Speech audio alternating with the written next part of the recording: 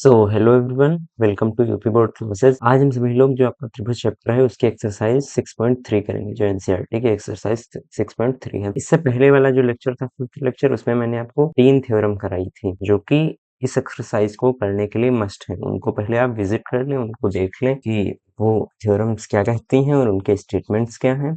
उन्हीं का यूज करके हम आज के जो क्वेश्चन होंगे उनको सॉल्व करेंगे। ठीक, तो बढ़ते हैं अपने फर्स्ट क्वेश्चन की तरफ। तो आपको इसमें कुछ डायग्राम्स दिए गए हैं और आपसे पूछा जाता है कि जैसे इसमें बताया गया है कि बताइए कि आकृति 6.34 में दिए गए त्रिभुजों के युग्मों में से कौन कौन से युग्म समरूप हैं। उस समरूपता कसौटी को लिखिए जिसका प्रयोग करके आपने उत्तर देने में किया है, साथ ही समरूप त्रिभुजों को सांकेतिक रूप में व्यक्त कीजिए। तो मैंने आपको बताया था सांकेतिक रूप कैसे व्यक्त करते हैं, और कसौटियां जो वही 3 प्रमेय होंगी वही आपकी कसौटी हो जाएंगी। तो अगर फर्स्ट डायग्राम देखें तो इसमें क्या है, एंगल बी है एंगल क्यू के बराबर, एंगल पी है एंगल ए के बराबर, एंगल सी है एंगल आर के बराबर। तो इसमें कसौटी कौन सी लग जाएगी, एंगल एंगल एंगल समरूपता, ये हमारी कसौटी लग जाएगी। ठीक, और हमें लिखना होगा जब तो त्रिभुज ए बी सी समरूप त्रिभुज पी क्यू आर ऐसे लिख देंगे। ठीक, अब यहाँ पे देखो तो अनुपात देख लो, ए बी बटे पी क्यू का अनुपात देखो तो 2/6 यानी 1/3। ए सी और पी आर का अनुपात देखो तो 3/5। और अगर हम इसका अनुपात देखना चाहें, या रुके रुके रुके थोड़ा सा मिस्टेक हो गई। मिस्टेक क्या, हम त्रिभुज को कई तरीकों से देख सकते हैं ना।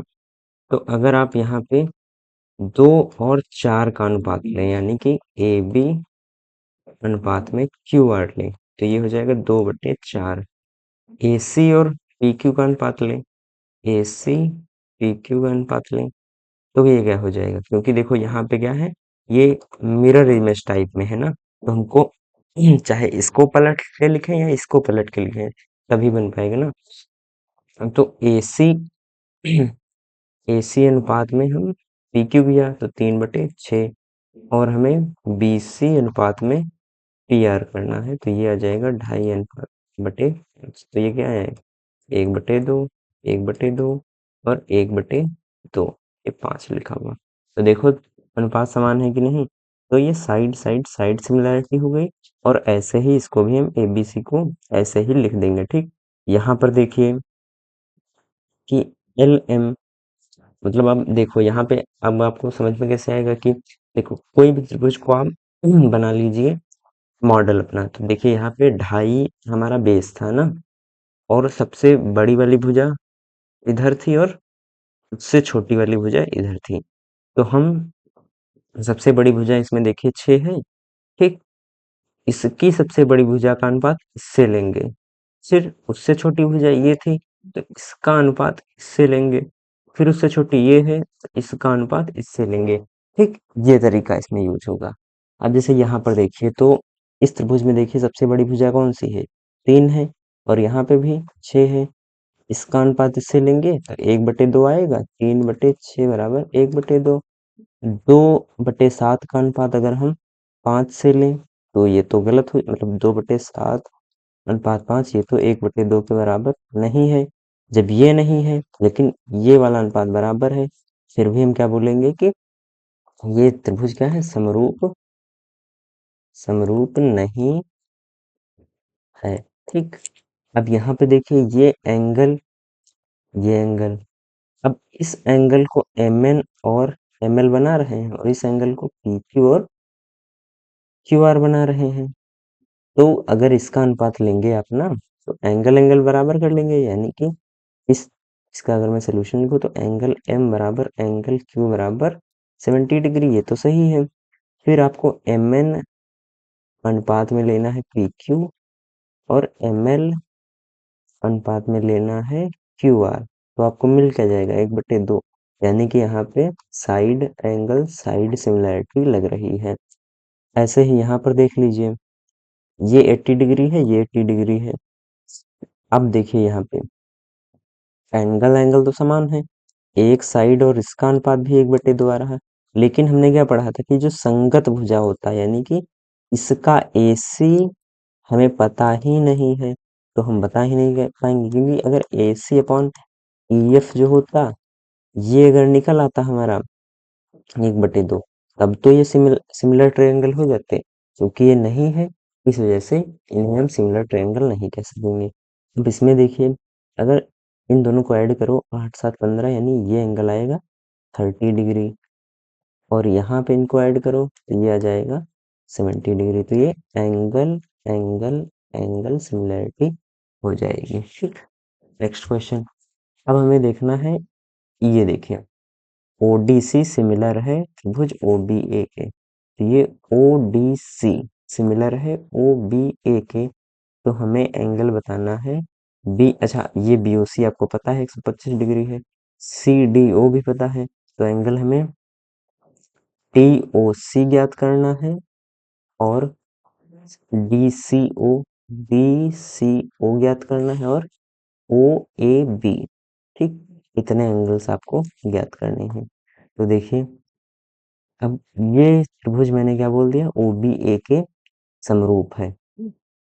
इसका क्या मतलब हुआ, OBA यानी कि एंगल जो हमारा ODC बराबर होगा एंगल हमारे OBA के, यानी ODC ये है ना, ये वाला एंगल आपका ODC है, ये बराबर होगा OBA के।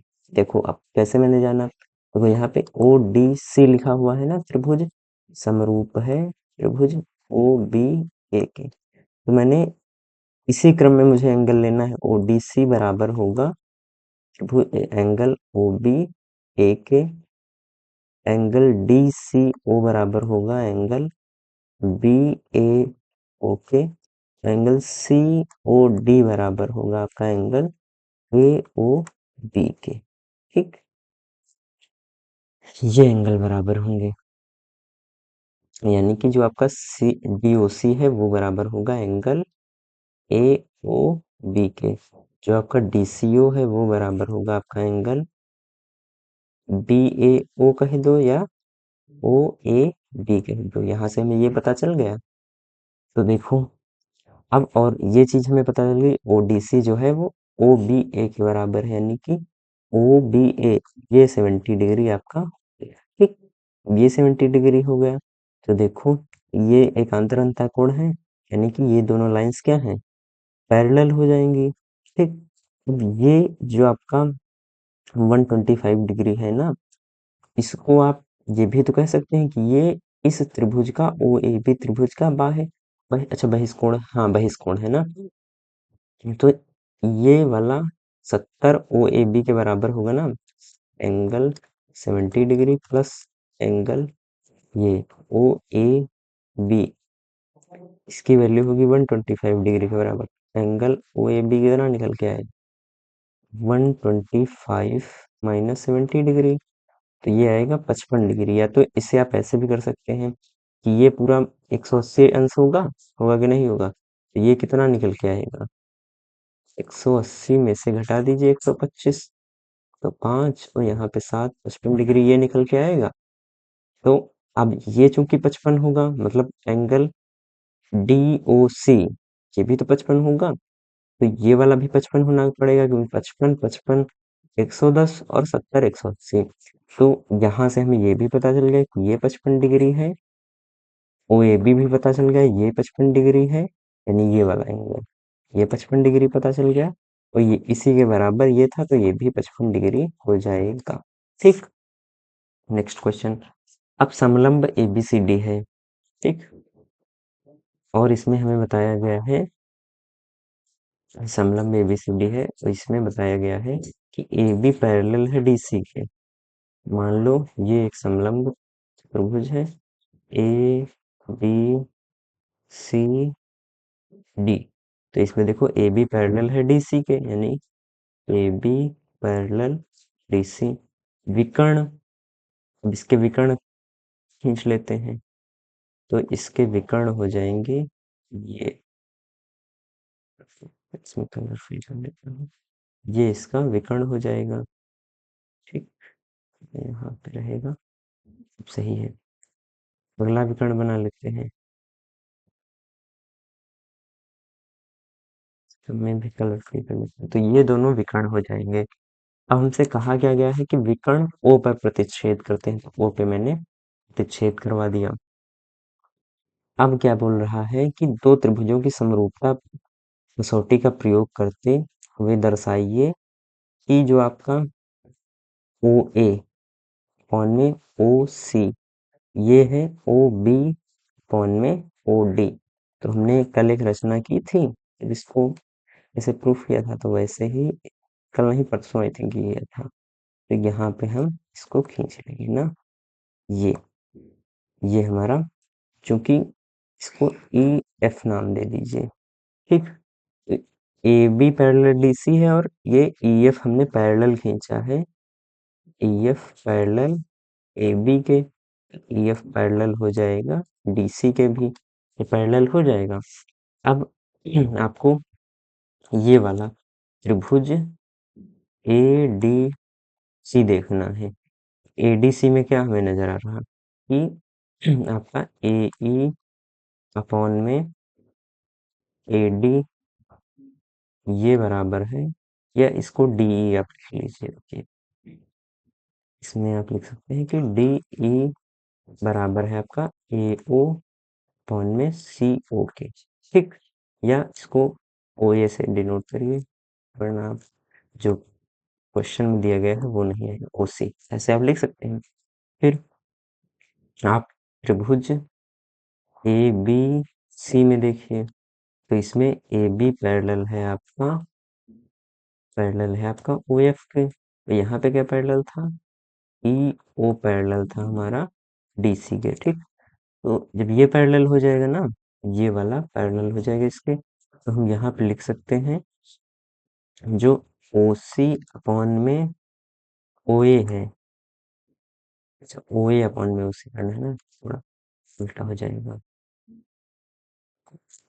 तो जो ओ ए अपॉन में देखो, ये ओ ए है ना, ओ ए अपॉन में ओ सी बराबर आ रहा है।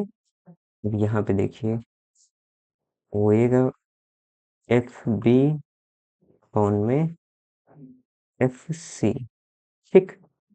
तो हमें अब क्या प्रूफ करना था, ओ डी को लाना था ना। तो रुके रुके, यहाँ पे हमने मिटा दीजिए। अगर आप ये दो त्रिभुज देखें, ये वाला त्रिभुज और ये वाला त्रिभुज ना, तो इसमें आपको ये पैरेलल लाइन नजर आ रही है यहाँ तक, तो हम ये कहेंगे त्रिभुज ए बी डी में, त्रिभुज ए बी डी में क्या, जो आपकी लाइन है ई ओ पैरेलल है ए बी के, तो हम ये वाला अनुपात लेंगे। अब यहाँ पे ओ ओ बी, या इधर से लीजिए ओ डी अपॉन में ई डी बराबर हो जाएगा आपका,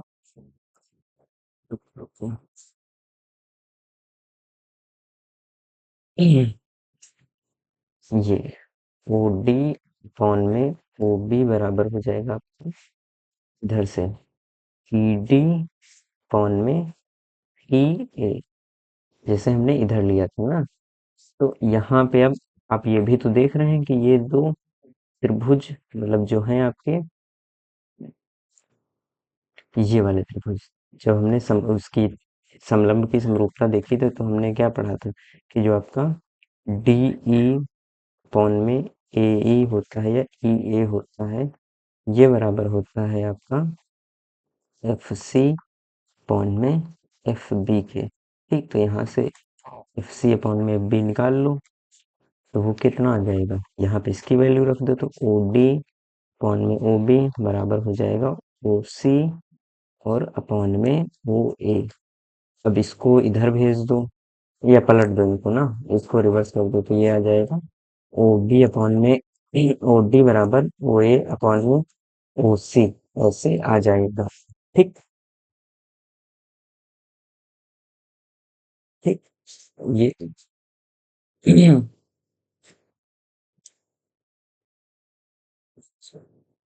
सॉरी सॉरी, इसमें एक पेज जो है वो गलत ऐड हो गया है। कोई बात नहीं।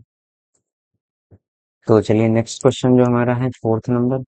इसमें आपको बताया गया है कि जो आपका क्यू आर है ना, Q R upon Q S, ये बराबर है क्यू टी अपॉन में पी आर के, क्यू टी अपॉन में पी आर के।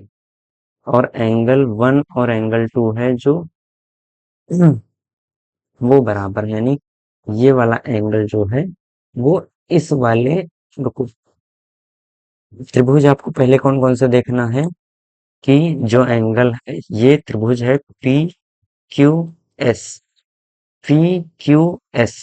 तो पी क्यू एस में एंगल वन है, और इधर त्रिभुज कौन सा देखना है आपको, टी क्यू आर, यानी T Q R, T Q R, T Q R, ठीक। तो इसमें आपका अच्छा, ये दोनों समरूप दर्शाने हैं, जबकि जो आपका टू वाला है ना, ये तो इसका पार्ट है, ओके, ये है पी क्यू आर का। तो यहाँ पर एक और ट्रायंगल है पी क्यू आर, उसका पार्ट है क्या हमारा एंगल टू, और ये दोनों बराबर हैं। हमें ये पता है कि जो आपका क्यू आर है, क्यू आर यानी कि ये वाला एंगल, मतलब ये वाली भुजा, और अपॉन में क्यू एस, ये दोनों वो हैं बराबर हैं क्यू टी अपॉन में पी आर के। ये कौन कौन सा क्यू, क्यू टी ये त्रिभुज का हिस्सा हो गया, अपॉन में पी आर। यहाँ से हम क्या लिख सकते हैं कि जो आपका क्यू आर अपॉन में क्यू एस है, ये क्यू टी अपॉन में पी आर के बराबर है ना। तो अगर मैं इसको इधर भेज दूं, क्यू आर अपॉन में क्यू टी, ये बराबर हो जाएगा आपका क्यू एस अपॉन में पी आर। अब देखिए यहाँ पे क्यू आर, ये वाली भुजा, ठीक, अपॉन में क्यू टी, ये वाली भुजा, इसका जो समरूपता है वो हमें दिख रही है कि क्यू एस, ये वाली भुजा, और पी आर, यानी कि ये वाली भुजा, ये दोनों क्या हैं, बराबर है ना, ये इन दोनों के अनुपात बराबर हो जाएंगे। तो ये वाला त्रिभुज आप देखिए, ये वाला त्रिभुज और ये वाला त्रिभुज क्या हो जाएगा आपका, समरूप हो जाएगा, यानी कि यहाँ से क्या नजर आ रहा है हमें, ये नजर, या तो आप ये कह सकते हैं इसको कि ये जो आपकी ये वाली लाइन है ना, ये पैरेलल हो जाएगी इसके, इन दोनों लाइंस को आप पैरेलल बोल सकते हैं ना, ये भी तो आप बोल सकते हैं। फिर तो जब ये पैरेलल हो जाएगी ना, तो ये वाला एंगल आपका बराबर आ जाएगा इसके, नहीं नहीं, ये एंगल नहीं बराबर होगा। तो चलिए देखते हैं इसमें। अच्छा, यहाँ पे एक चीज और है, रुको इसको मिटा देते हैं, फिर आपको एक चीज यहाँ पे और चीज दिख रही है कि ये जो ट्रायंगल पी क्यू एस है ना, और पी क्यू आर है, आप अगर ध्यान से देखें ना यहाँ पे ट्रायंगल पी क्यू आर को, तो इसमें एंगल क्या है आपका पी आर क्यू, और एंगल जो आपका बताया गया है पी क्यू आर, ये दोनों क्या है, बराबर बताए गए हैं। यही तो एंगल वन और टू से है, ये एंगल ये वन है, ये एंगल टू है। तो यहाँ से हमें क्या नजर आ रहा है, जब ये वाले एंगल्स बराबर हो जाएंगे ना, इन दोनों की भुजाएं भी तो बराबर हो जाएंगी। यहाँ से क्या नजर आ रहा है, पी क्यू बराबर हो जाएगा आपका पी आर के, और यहाँ पे हम क्या रख सकते हैं, पी क्यू लिख सकते हैं, यानी कि इसको यहाँ से अब इसको रखिए, तो रुको इसको मिटा देते हैं, क्योंकि ये लॉजिक तो लग नहीं रहा था।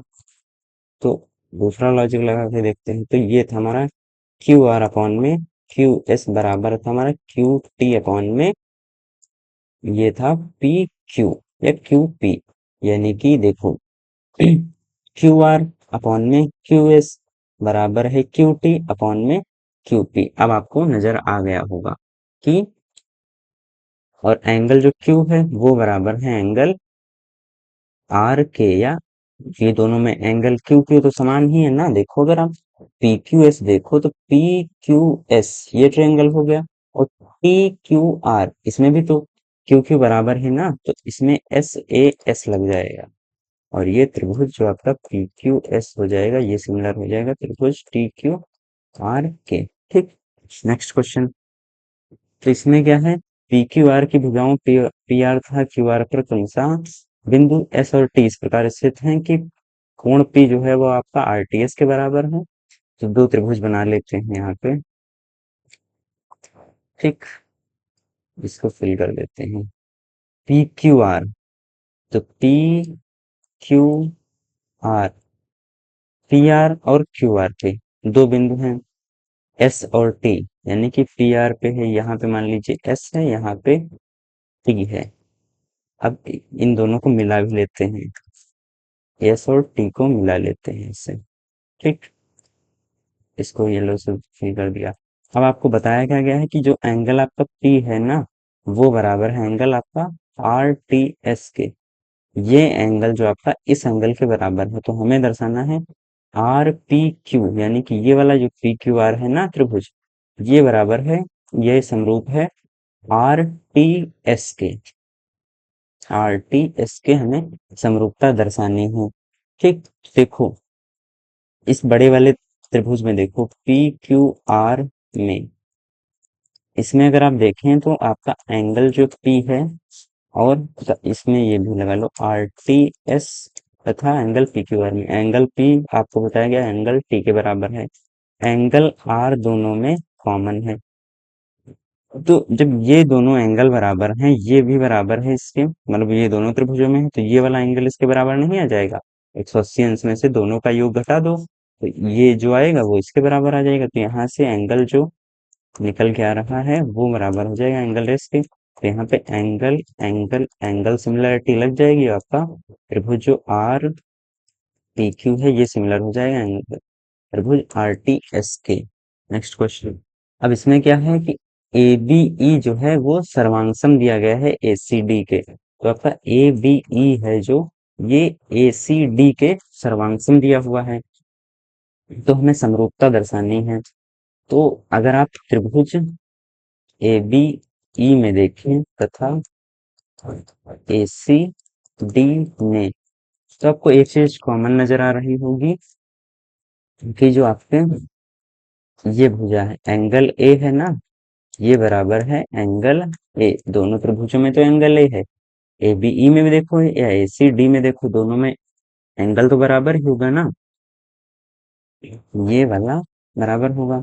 या हम ये भी तो कह सकते हैं कि जो आपकी ये वाला एंगल है ना, ये भी तो बराबर होगा क्योंकि सर्वांगसम है, तो यहाँ से एंगल बी भी बराबर हम बोल सकते हैं एंगल सी के। जब ये दोनों एंगल बराबर होंगे, तो आपका जो एंगल ए डी सी होगा वो बराबर हो जाएगा एंगल ए ई बी के, ए ई बी के। ठीक, ए ई बी, हाँ तो ये अब एंगल एंगल एंगल सिमिलरिटी लग जाएगी, लगेगी नहीं। या तो आप ऐसे भी कह सकते हैं कि जो ए डी है वो बराबर हो जाएगा आपका ए ई के, और ए बी बराबर हो जाएगा ए सी के, तो वहां से आप अनुपात भी निकाल सकते हैं, वो चीज भी आप यूज कर सकते हैं। ठीक, तो आप चाहे जो यूज कर लें, तो आप एक एंगल ले लेंगे एक अनुपात ले लेंगे, इसकी जगह आप क्या ले सकते हैं कि आपका जो ए बी अपॉन में ए डी है वो बराबर हो जाएगा आपका ए सी अपॉन में ए ई के। तो ये भी आप चीज लिख सकते हैं, क्यों लिख सकते हैं, क्योंकि हमने तो एक सिंपल अनुपात लिया है, लेकिन ए बी ए सी के बराबर ही होता है, ए डी ए ई के बराबर होगा, इस वजह से ये भी आप तो यहाँ पे क्या लिखेंगे एस ए एस, इसको भी यूज कर सकते हैं, तो ये दोनों त्रिभुज क्या हो जाएंगे, सिमिलर हो जाएंगे। Next question.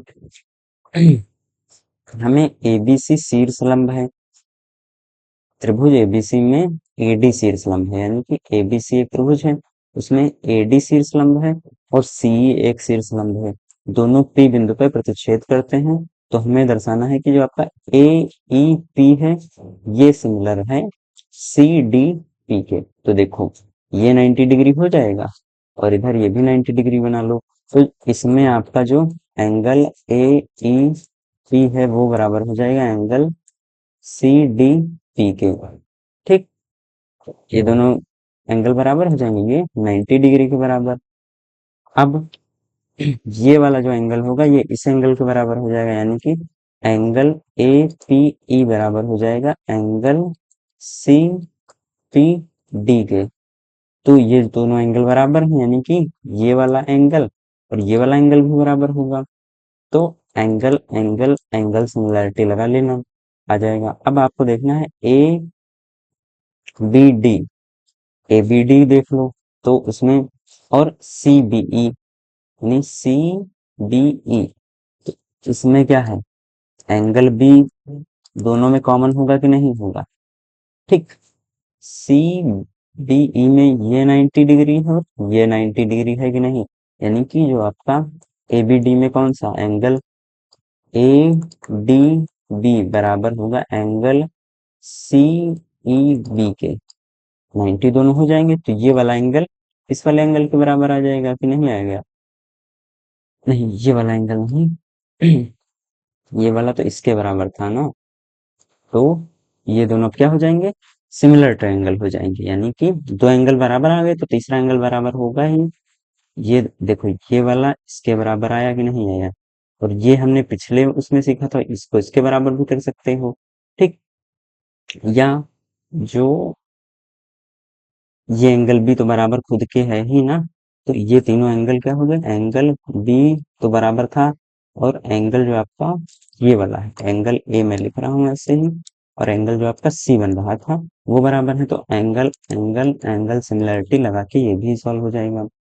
अब ए ई पी देखना हमें ए डी बी से, तो ए डी बी से देखो, इसमें देखो एंगल ई जो है वो 90 डिग्री है, और इसमें देखो एंगल जो आपका डी है ये 90 डिग्री है, दोनों बराबर होंगे कि नहीं होंगे।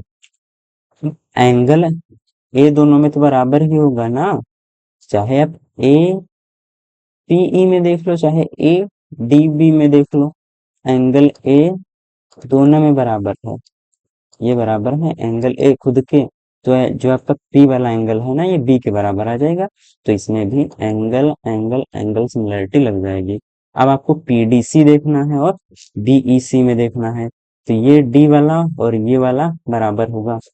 देखो, डी बराबर होगा आपका एंगल ई के, और दोनों में एंगल सी बराबर है, इसमें भी थर्ड एंगल बराबर हो जाएगा, यानी कि ये वाला एंगल बी के बराबर हो जाएगा, और ये दोनों भी एंगल एंगल एंगल सिमिलरिटी से समरूप त्रिभुज हो जाएंगे। नेक्स्ट क्वेश्चन, समांतर चतुर्भुज एबीसीडी की बढ़ाई गई भुजा एडी पर बिंदु ई स्थित है, तो एक समांतर चतुर्भुज बना लेते हैं, ये होगा पैरेललोग्राम।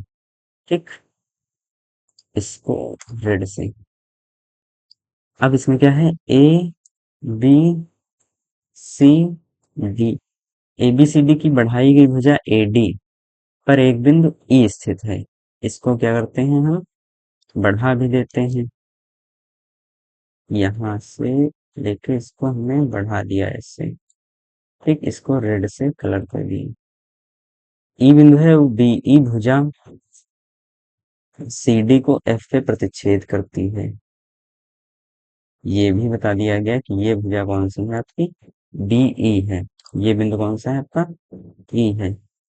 सी डी पर एफ बिंदु पे प्रतिच्छेद करते दर्शाइए कि जो आपका ए बी ई है, ए बी ई समरूप है सी एफ बी के, यानी कि ए बी ई देखो त्रिभुज ए बी ई में। ठीक, यहाँ पे अगर आप ध्यान से देखें ना, तो ये वाली लाइन जो आपकी ए, या आप त्रिभुज ए बी ई और सी एफ बी में ऐसे आप लिख लें तथा, ये यहाँ पे तथा लिखा है, तो आप अगर ध्यान से देखें तो आपका जो ए ई पैरेलल होगा वो बी सी के तो पैरेलल ही होगा, भाई ए डी और बी सी पैरेलल थे, तो ए ई और बी सी पैरेलल हो जाएंगे, और उसको एक तिर्यक रेखा कट कर रही है, यानी कि ये वाला एंगल इस एंगल के बराबर होगा, यानी एंगल जो आपका डी ई एफ है ये बराबर है एंगल आपका सी बी एफ के, क्यों बराबर है, एकांतर अंतः कोण, ये लिख सकते हैं कि नहीं लिख सकते। ठीक, अगर आप ध्यान से देखें ना, तो ये वाली तिर्यक रेखा है ना, ये इन दो पैरेलल लाइंस को कट कर रही कि नहीं कट कर रही, तो ये वाला एंगल इस वाले एंगल के बराबर है कि नहीं है, ये भी एक अंतर। या ये वाला और ये वाला तो आपका कौन सा हो जाएगा? अच्छा, ये वाला एंगल हमें देखना ही नहीं, क्योंकि हमें तो बड़ा वाला त्रिभुज देखना है ना। तो ये वाला ई तो बराबर हो गया बी के, ए बी ई ना, तो ई बराबर हो गया बी के। और और हम कौन सा एंगल देख सकते हैं इसमें, ए जो है वो किसके बराबर हो जाएगा, या हम इसमें देख सकते हैं कि जो ये वाला एंगल है ये किसके बराबर हो सकता है। तो अगर आप ध्यान से देखें ना, तो ये वाला जो एंगल होगा, ये वाला, चूंकि ये पैरेलल लाइंस जा रही है नहीं, तो वो इस एंगल के बराबर हो जाएगा।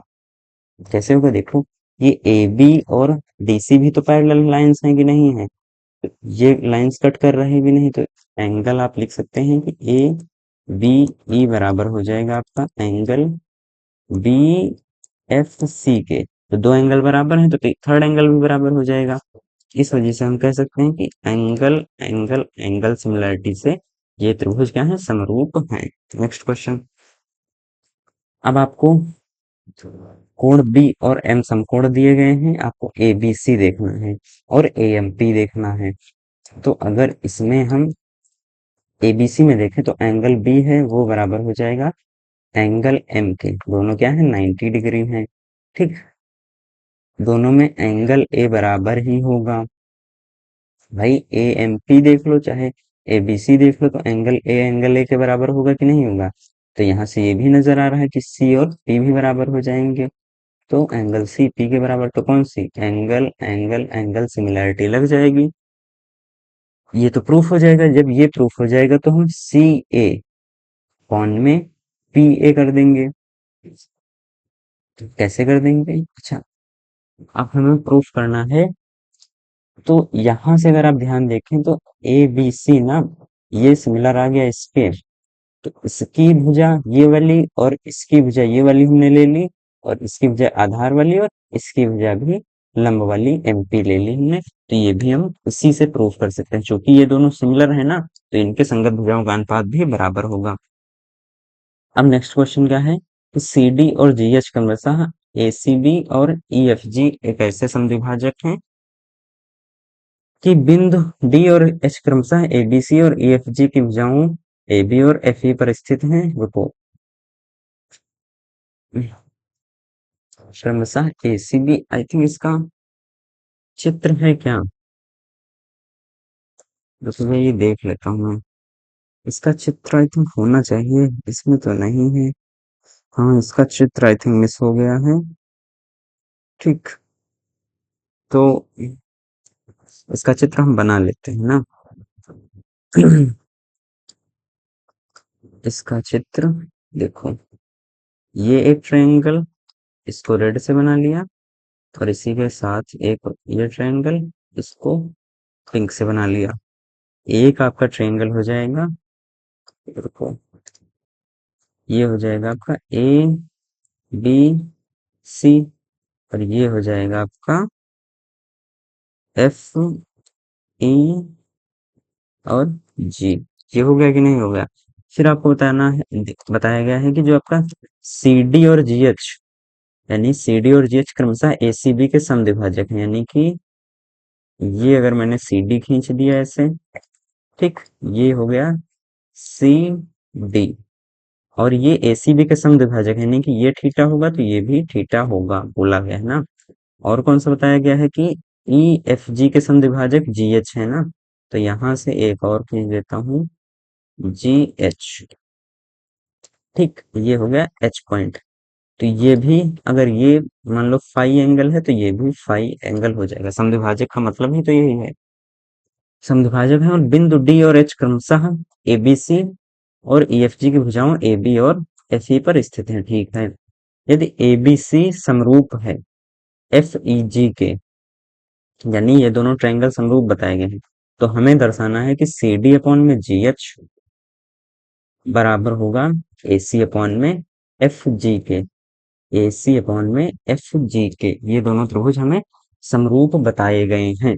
अब चूंकि ये जब समरूप हो जाएंगे ना, चूंकि ये दोनों एंगल समरूप हैं, तो यहां से हम ये भी तो बोल सकते हैं कि जो आपका एंगल सी होगा वो एंगल जी के बराबर होगा। होगा कि नहीं होगा? एंगल बी होगा वो एंगल आपके किसके बराबर हो जाएगा? या रुको, एंगल हमें ए लेना पड़ेगा। एंगल ए होगा वो एंगल एफ के बराबर हो जाएगा। यहां से एंगल सी बाई टू बराबर हो जाएगा एंगल जी बाई टू के। इससे क्या नजर आ रहा है? जो आपका एंगल थीटा है वो फाई के बराबर आ रहा कि नहीं आ रहा?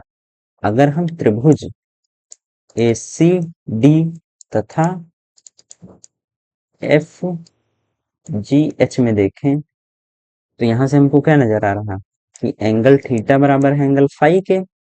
एंगल ए तो बराबर था ही एफ के, तो तीसरा एंगल भी बराबर हो जाएगा। यानी ए ए ए सिमिलरिटी से हम क्या बोल सकते हैं कि त्रिभुज ए सी डी जो है वो समरूप है आपका एफ जी एच के। अब जब ये दोनों समरूप हैं तो हम क्या लिख सकते हैं कि सी डी अपॉन में जी एच बराबर होगा हमारा ए सी अपॉन में एफ जी। ठीक, ये हम लिख सकते हैं कि नहीं? क्योंकि दोनों ट्रायंगल समरूप हैं, संगत भुजाओं का अनुपात समानुपाती होंगे। अब हमें दर्शाना है कि DCB यानी DCB समरूप है HGE के। तो देखो DCE में ये देखो कि आपका जो एंगल B है ना, एंगल B तो बराबर था एंगल E के, था कि नहीं था? और ये तो निकल के ही आएगा थीटा बराबर फाई। बस प्रूफ हो गया एंगल एंगल एंगल सिमिलरिटी से। ऐसे ही हमने ये तो प्रूफ ही कर लिया है HGF वाला ACD वाला। ये देखो यहाँ पे प्रूफ किया है कि नहीं किया है। तो आज हम ना यहीं तक रखते हैं क्योंकि ये लेक्चर फिर बहुत लंबा हो जाएगा। इसके आगे के जो क्वेश्चन है वो हम कल देख लेंगे। कल एक अलग इसका पार्ट बना लूंगा और उसमें आपको आगे के जो क्वेश्चन बच रहे हैं वो सॉल्व करा दूंगा। ठीक, थैंक यू वेरी मच।